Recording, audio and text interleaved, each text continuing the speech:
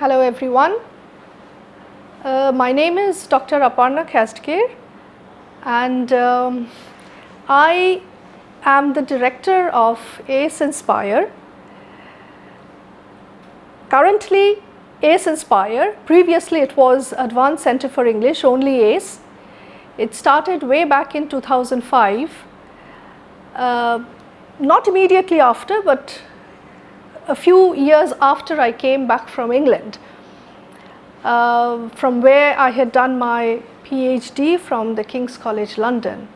And when I returned after 10 years of my stay in England, what I saw was the primary problem of the children, of the students and of the people in general of West Bengal was that they were very much lagging behind in English.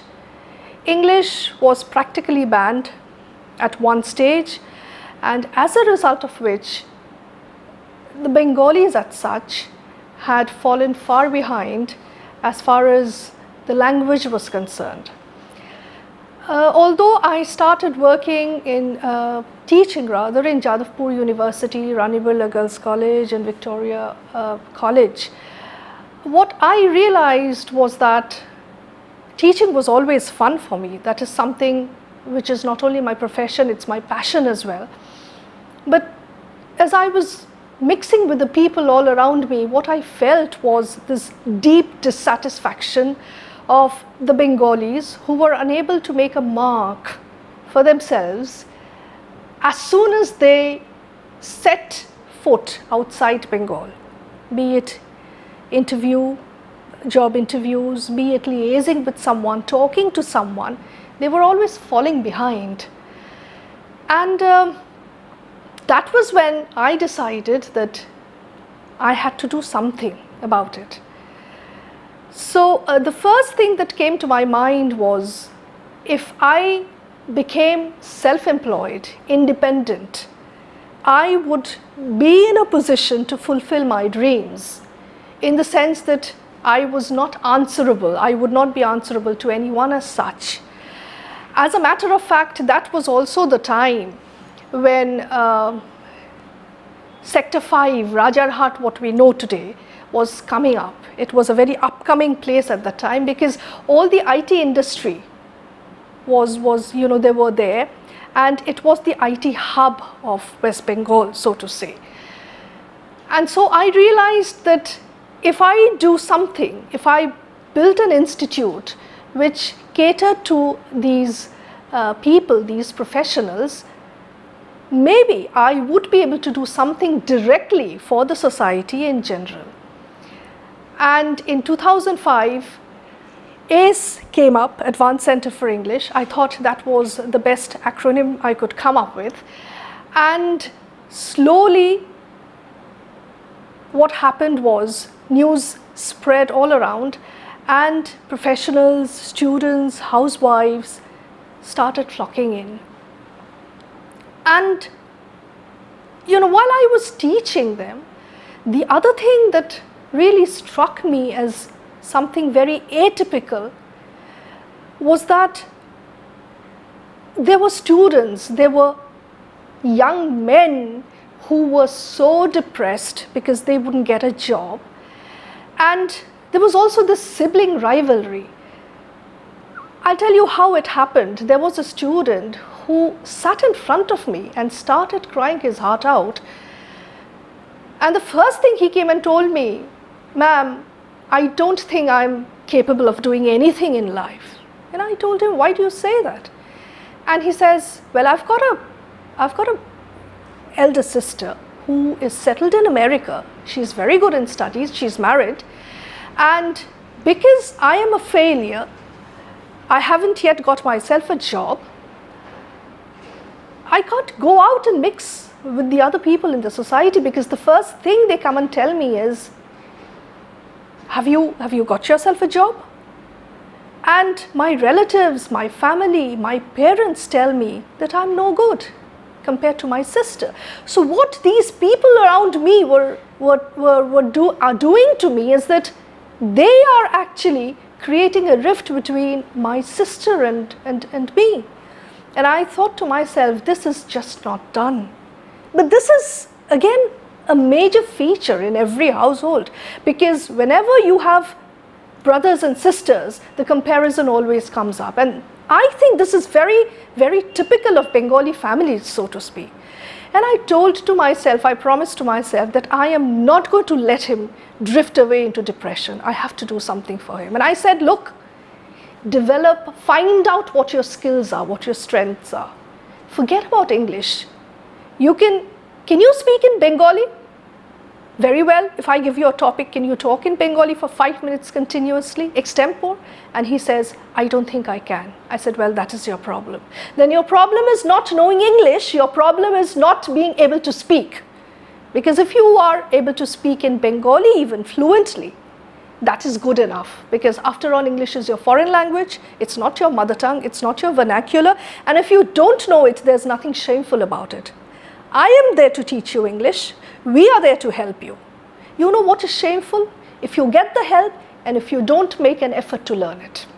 And I promise you that the day you walk out of this institute, I want to see you, and I'm going to see you. I give you my word that you are going to walk out of this institute holding your head high up. And that is exactly what happened. In 7-8 months' time, I remember the last day, it was his last day, he was a bit late, and when he rushed into the class, I said, why are you late today? This is your last day. And his face was radiant with joy. And he says, ma'am, you know, something has happened. I said, what? I said, I just got down from Ultodanga station and I was walking towards Hatko to board a bus to come to this institute. And lo and behold, there was this taxi, and inside the taxi, there was this gentleman. He was a foreigner. I could make out he was a British. And I said, well, hang on for a minute. How do you know he's a British?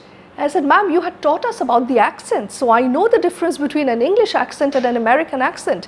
And he was a British. I said, okay, fine, very well, go on. He was a Brit, and then take it on from there. So he said, ma'am, you know, he was asking for directions, and poor thing, he couldn't speak Bengali. Neither was he being able to make the taxi driver understand, nor was he able to communicate with anyone around him. Until I went forward bravely and I talked to him and I directed the taxi driver to take him to the right place. I also directed him how to go so that he can also look out for the direction himself. And I could tell, ma'am, he was so pleased. He was so pleased. He thanked me profusely and drove away. I said, well, you have passed your exams. I don't think you need any certificate. Because at the end of the day, people, you know, Indians are very crazy about certificates. Ma'am, will I get a certificate? And I always keep telling them, what is certificate? It's just a piece of paper with some printed words in it. You know, you can just tear it up and throw to the winds. You are your own certificate. And that is the result. You are standing here right in front of me. And from today, never again say that I'm not good in anything. If you try and try really hard, I don't think anyone or any power in the world has the strength to make you fail. And this is actually the strength of this institute. I can't tell you the joy it brings to me to see us making just that little bit of difference in everyone's lives. And it's such a great feeling. It's such a humbling experience. And I don't think there's any better way to make a mark on the society than this, by seeing all my students around me wearing that happy smile of satisfaction. And I said, you can take it on from there. There will be a time when you can train the other students, develop their self-confidence, and give them that very needed push to go forth in their own ways, to carve out a niche for themselves. And thus began the journey of Advanced Center for English it went on for a long time until 2017, when again it was my students who told me what move should I make in order to spread my wings.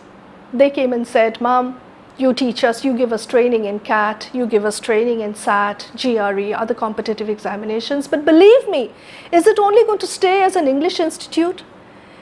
Suppose I were to sit for a competitive examination. Okay, I know my English very well, thanks to you, but what about the other subjects? There is logical reasoning, there is GK, there is current affairs. Now, if I have to go running around places for all these different subjects, then what I am going to do is, not only am I going to waste my valuable time, I'm going to waste my effort and money as well. So why don't you develop, spread this institute, expand this institute, bring in teachers from other places so that we have a compact training here for any kind of competitive examination." And I said, okay, I'm going to think about it. That's a very bold idea, but unless I'm bold, I can never, see for myself what lies beyond. And thus started Inspire in 2017. It was meant for the students who would appear for their competitive examinations, not engineering and medical joint entrance examination, because that is a well-trodden path. I was thinking along the lines of the other students who would not be interested to sit for their medical or engineering examinations, because believe me, in the current scenario, there are lots and lots of other professions to think about. And not everyone would want to be a doctor, not everyone would want to be an engineer, although Bengali parents, or let's say this way, Indian parents are very demanding, in the sense that if the father is a lawyer, he would want to see his son go into law. If a father is a doctor or a mother is a doctor, he would want, or she would want her daughter to be in medicine.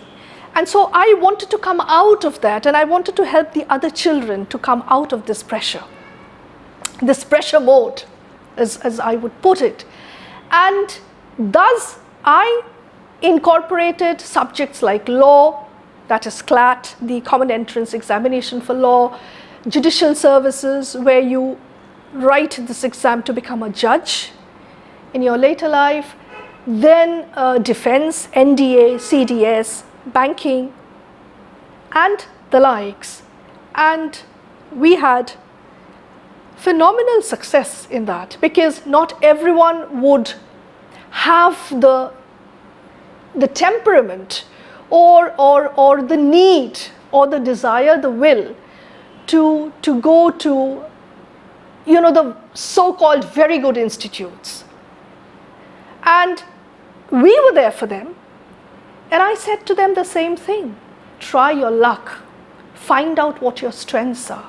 Who knows, with a little bit of more practice than the already very brilliant ones, you might be able to do wonders for yourself. Just sharpen up your instincts, sharpen up your virtues, sharpen up your skills, and that is exactly what is needed at the end of the day. And I keep telling the parents as well, don't try to fulfill your unfulfilled dreams through your children. Leave it to them to fulfill their own desires, own likes. Because at the end of the day, you should choose a profession which you like, which you enjoy being in. Your passion should be your profession should be your passion, nothing other than that. Because if you do something which you like doing, then I don't think you will ever feel that you're working, you're in a job. That would come automatically. And later on, post 2017, in 2019, what I did was we collaborated with Apollo MedSkills Hyderabad. I didn't collaborate, that wouldn't be the right term to kind of describe our collaboration. Actually, Apollo MedSkills had heard about us in Kolkata, And they approached me and said, we want to do something for Kolkata. I said, what do you mean? And he said, well, they said that Apollo MedSkill is the HR wing of Apollo Hospitals. And we have opened up in 24 other Indian states. The only state with which we haven't been in collaboration is Kolkata. So why don't you join us? And I said, I'll be ever so pleased to join, but why think about me? And then they said that the National Health Services in the UK have approached us. We are in collaboration with them. There is a crunch worldwide for nurses, for paramedics, especially the nurses, and they say they need 5,000 nurses every year to fill up their hospitals, and we can't even give 50, leave alone 5,000.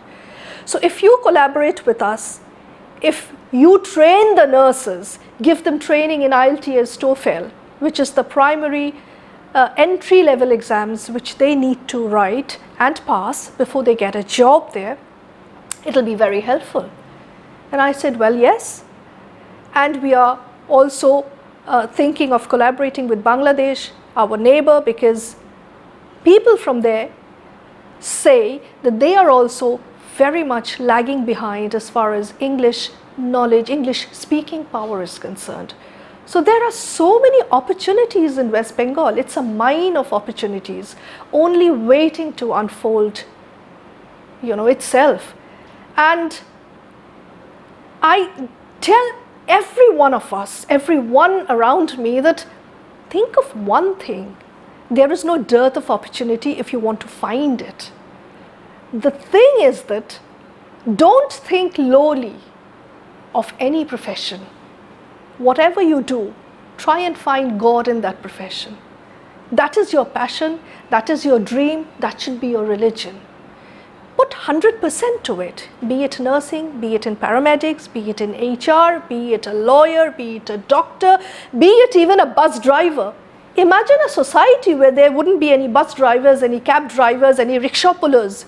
Will the society survive? This is exactly where we lag behind as Indians. We don't have any dignity of labor, something which our Western counterparts have. As a result of which, they have beaten ourselves way ahead in the game of competition. If we cannot respect our own professions, how can we expect the others to respect us?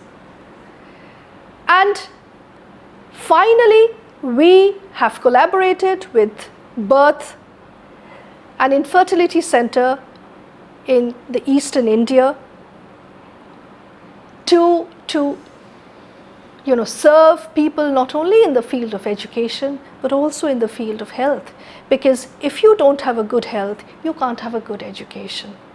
And what we do every year is whenever we take in students, we provide scholarships, half scholarships, full scholarships to the very meritorious students through our entry-level examinations before we take them in. And this has always been my dream.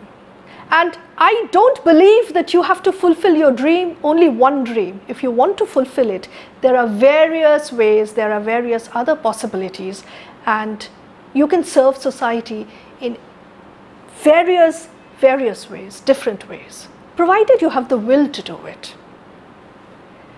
So students, parents, teachers, come to us. If you need help, we are there for you. Remember, no good deed can be done on your own. It's a teamwork. You believe us, you place your trust in us, we fulfill your dreams. And that has always been our motto. Fulfilling your dream. You dream, we deliver. Thank you very much.